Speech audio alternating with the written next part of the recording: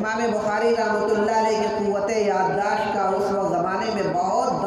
دورہ تھا، بڑی شہرت حاصل کی علم حدیث کے تعلق سے اور فن حدیث کے تعلق سے۔ جب اتنی زیادہ شہرت انہوں نے حاصل کر لیا تو وہاں کے اس زمانے کے کچھ لوگوں کو ان سے حسد پیدا ہوا اور ان کا امتحان لینا چاہا کہ کوئی ایسا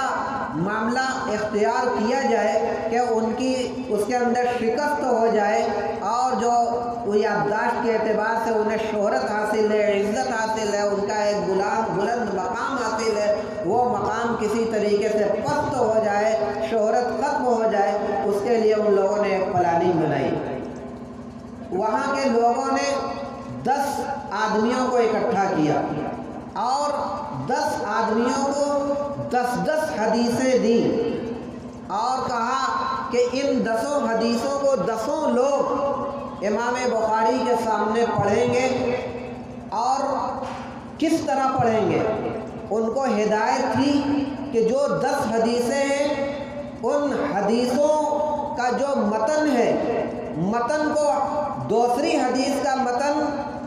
دوسری سند کے اندر لگا دیا جائے، ایک حدیث کا متن دوسری حدیث کے سند میں اور دوسری حدیث کی سند دوسری حدیث کے متن میں جوڑ دیا جائے۔ ایک تو یہ ہے کہ بھئی وہی سند بھی ہو اور سند کے بعد اسی سند کا متن بھی ہو، حدیث بھی ہو، تو یہ تو بالکل صحیح رہے گا۔ لیکن انہیں یہ کرنے کو کہا گیا کہ آپ لوگ امام بخاری کے سامنے حدیثیں اس طرح پڑھیں گے کہ جس حدیث کی جو سند ہے اس کی دوسری سند پڑھنی ہے۔ اس طریقے سے اس منصوبے کے مطابق ان تمام لوگوں نے 10 لوگوں نے 10 حدیثیں ترتیب وار پڑھی، سند کسی دوسری حدیث کی پڑھی اور متن کسی دوسری حدیث کا پڑھا۔ جب سب 10 لوگوں نے پڑھ لیا، اس طریقے سے 100 حدیثیں الٹ پلٹ سند اور متن کے ساتھ پڑھی گئی۔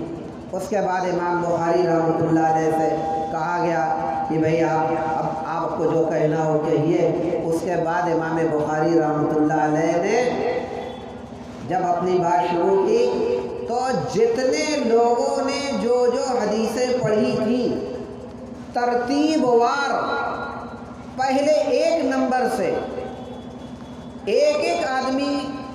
کی طرف اشارہ کرتے ہوئے کہا کہ آپ نے پہلے نمبر پہ یہ حدیث پڑھی، اس میں یہ سند پڑھی اور حدیث یہ پڑھی، جبکہ اس حدیث کی سند آپ نے جو پڑھی یہ ہے اور جو وہ غلط ہے، جو صحیح ہے وہ یہ ہے۔ یعنی ان کی غلط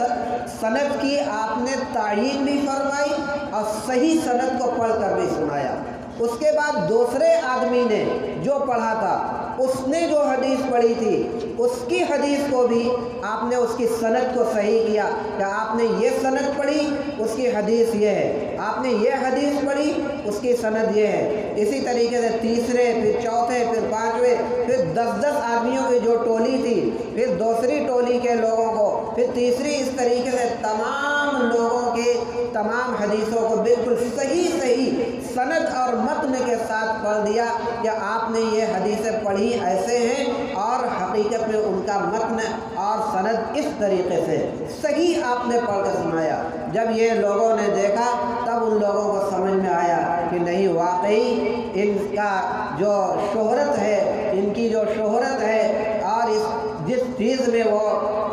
مشہور ہیں اور ان کی جو خصوصیات ہیں وہ بلا وجہ نہیں ہیں۔ سارے لوگوں کو سمجھ میں آ گیا کہ ہم لوگ غلطی پر تھے اور ان لوگوں نے جو امتحان لیا، اس امتحان کے اندر حضرت امام بخاری رحمۃ اللہ علیہ بالکل 100% کامیاب ہوئے۔